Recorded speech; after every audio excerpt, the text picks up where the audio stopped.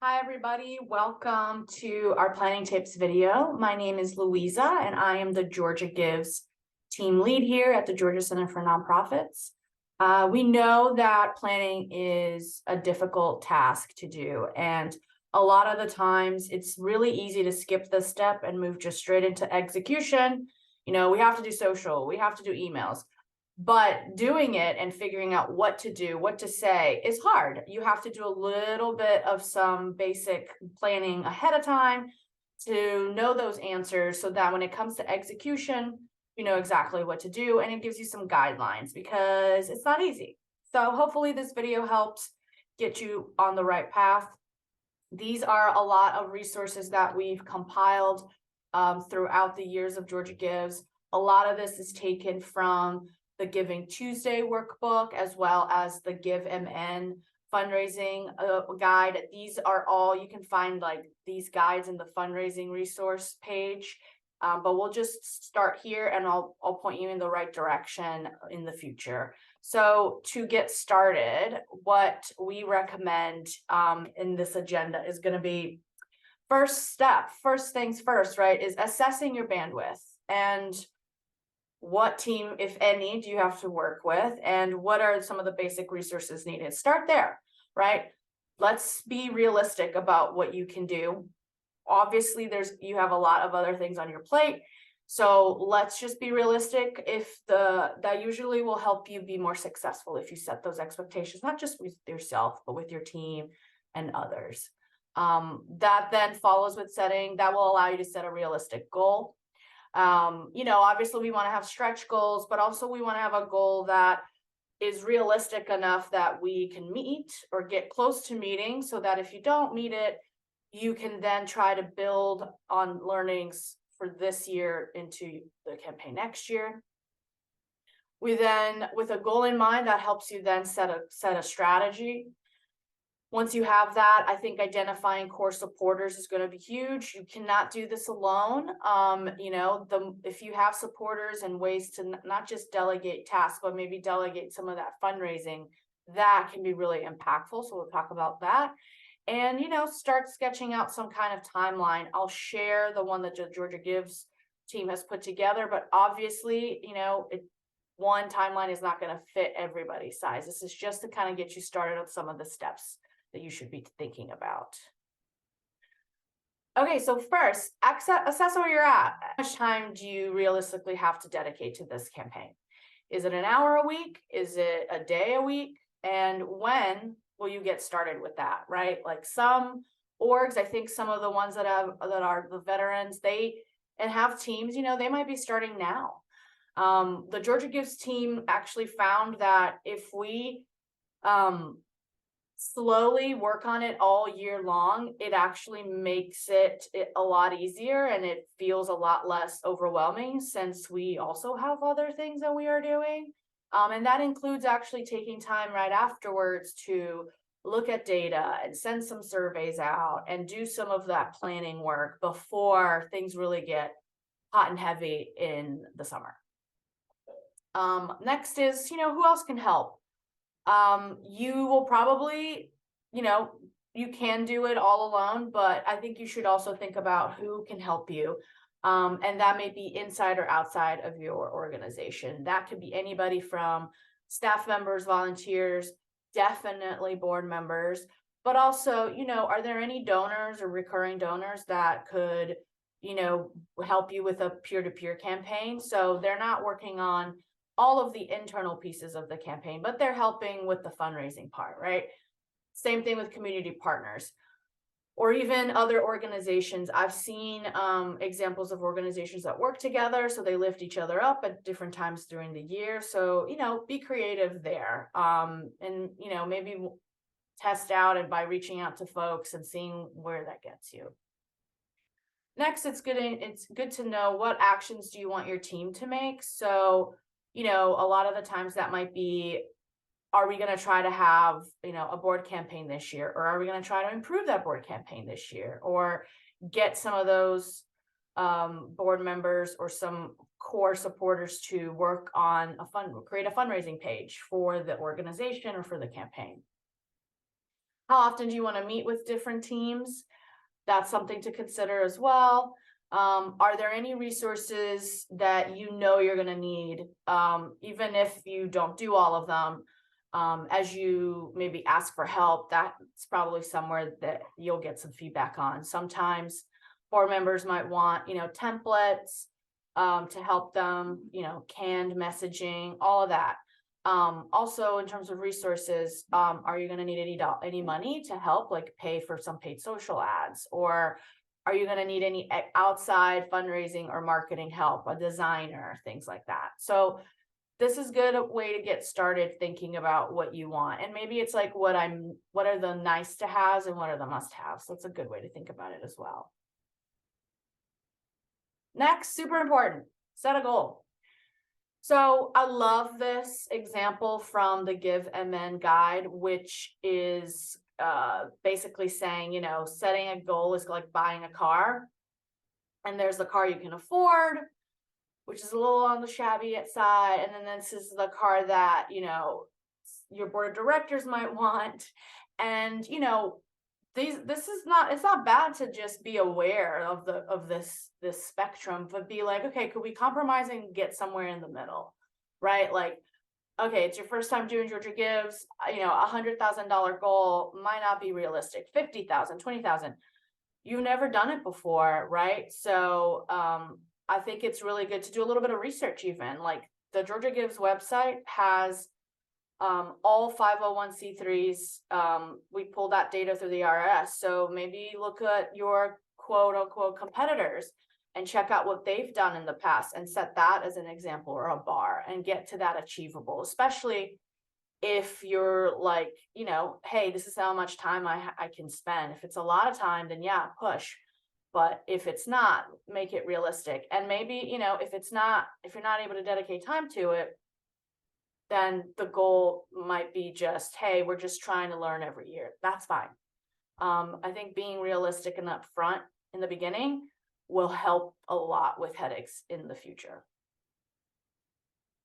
So again, getting to that achievable goal, what could that also look like? So, what's the amount of money that you need in order to meet your budget? How have previous campaigns performed? How much have you raised?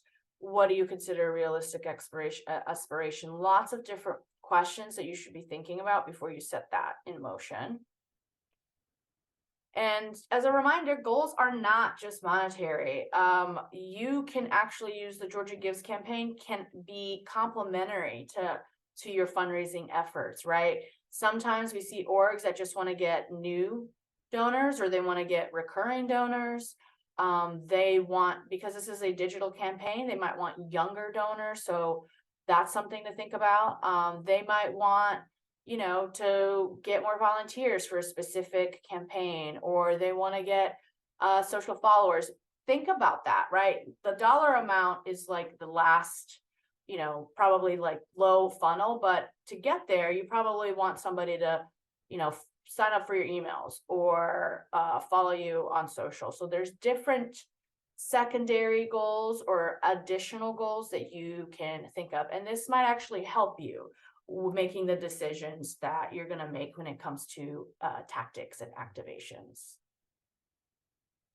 Very important, develop your why, right? When you're going to be talking to folks, if you don't have a why, then they're going to struggle to buy into it, right? So I think very easy is to just start at the top. What's your mission? What are the challenges that you're facing?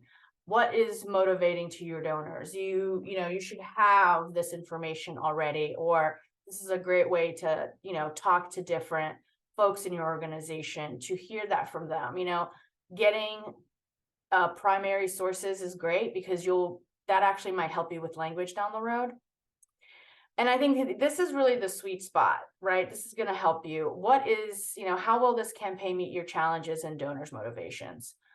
I know every nonprofit is struggled at some point or is struggling, and we're limited in our resources, and obviously dollars are very important.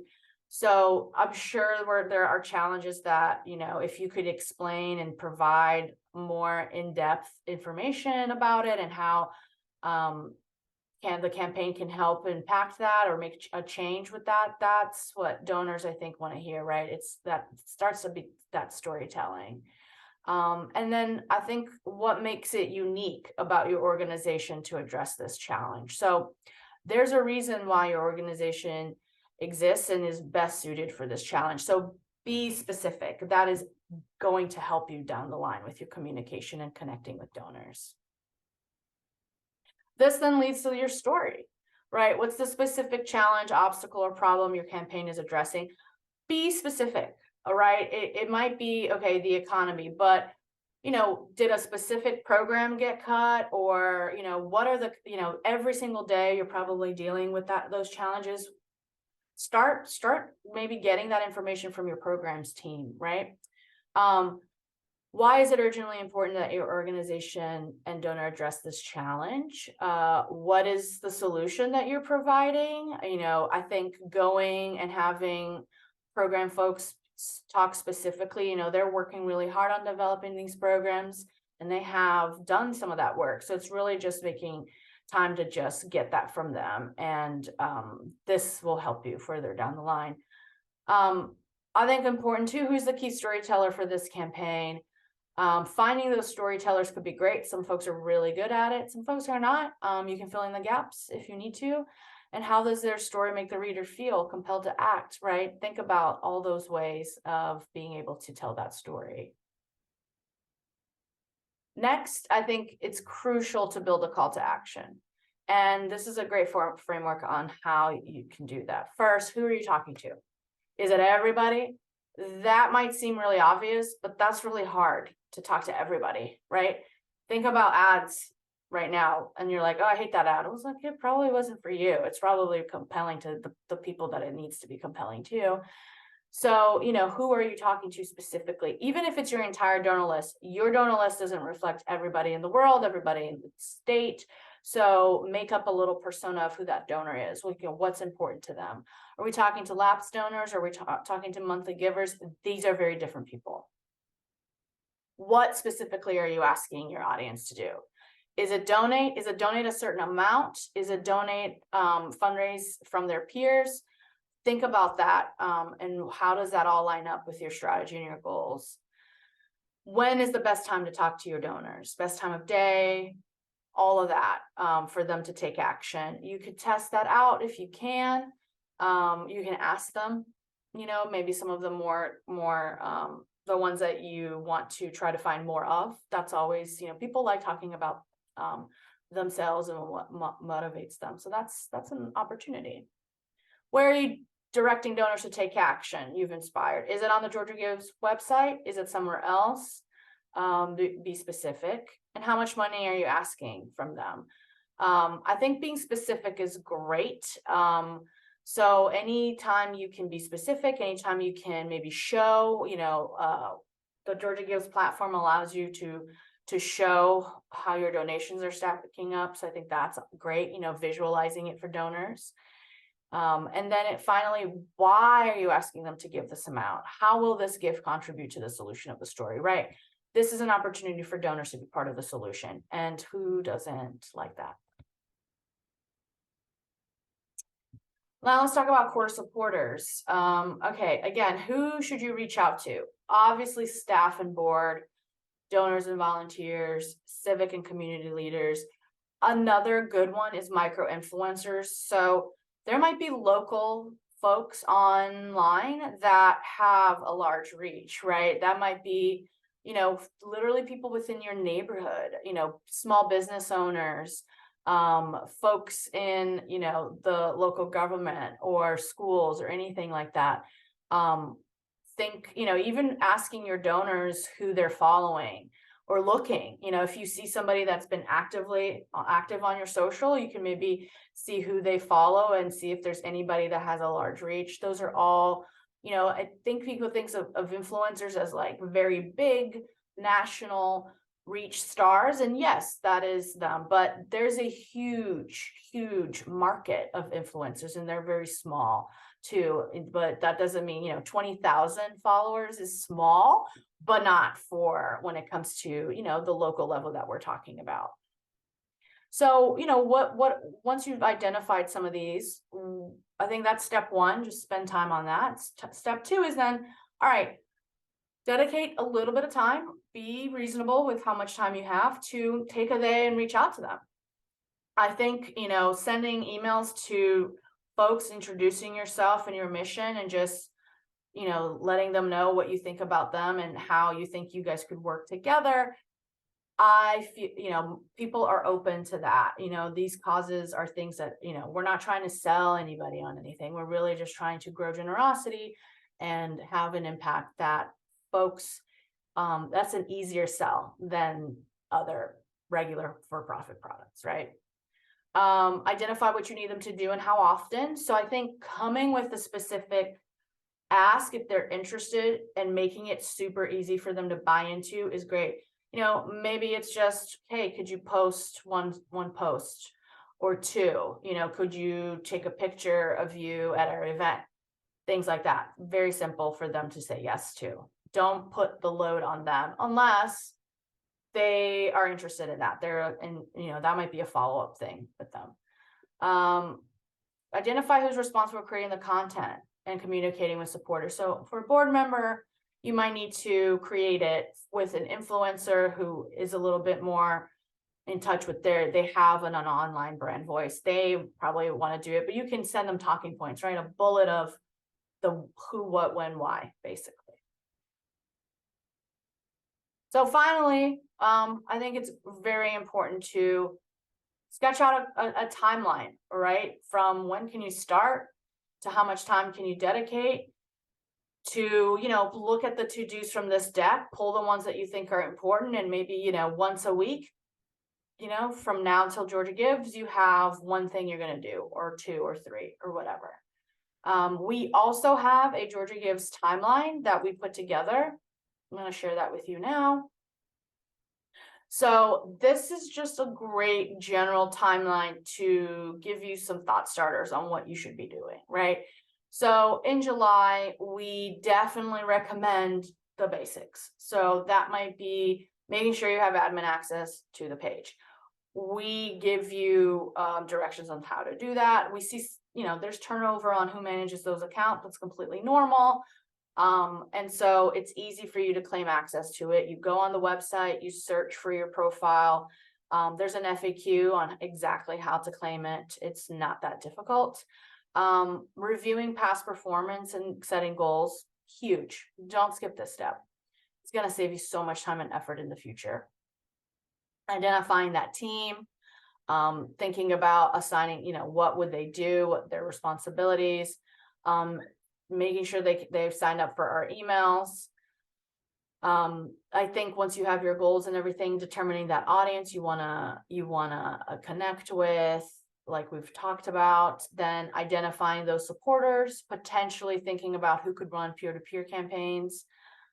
This is when a person creates a fundraising page on behalf of your organization. So it's great, right? A board member you can create a page for some of your board members or staffs, set it up for them, maybe get a few personal pictures of them and why they're participating, send them the link. They can share that link and it talks, it's their page about your organization. When a registration opens, which should be July, make sure you're registering so that you're eligible for prizes. That's huge. So really just kind of getting the ball rolling in July before you go into execution mode. There's a lot of prep that will help you. In August, how about, start putting a basic brief together that has some of those strategic questions that we went through. We have a link to one just to get your brain going. Huge to try to gather assets, getting assets now. When you go to create your social, your email, your comms, you'll have something. You're not going to have to go and pull from or not have any and have to take pictures in October. With that said, pulling impact stories, I think, is great. This is the time to, as you're looking back, are there any great storytellers or great impact stories that are out there that you could just collect? You don't have to have that many, right? You can leverage the same one. multiple times on multiple platforms. And then as we go into September, I think this is a great time to just start sending a save the date to supporters, as well as start using some templates to start building out your assets. We will be updating our templates like we do every year, refreshing them, and we'll have even more this year, and also a little introduction on how to use some of this, because these are designs on Canva. October, you know, with early giving in November, I think it's huge to just train your teams or plan and develop your social. Share that with board members so folks know when they can share themselves. And then in November, you're reviewing your donor list and you're sending targeted emails. You're reaching out to donors, you're promoting those campaigns. You're really, right, this is the bread and butter of the day. This is just a few of the things you'll be doing. And then I think what's huge, and as a last step, is, you know, celebrate, send thank you, report out on the success, report out on the results, you know, what are, you know, send a survey with learnings. I mean, this is a huge time to celebrate any win, any learning, because that's a talking point, and it's also good to just share updates with your supporters. So that is a very, hopefully, quick overview of some planning tips that the GAgives team has put together. For more, you can go to GAgives.org. There's going to be a nonprofit place on the website where you can find all of these resources and more. We will be sharing these also through email. So website, email, those are the places to go for more. And if you have any questions, you can just reach out to us at team@georgiagives.org. Thanks for joining, and we will talk to you soon.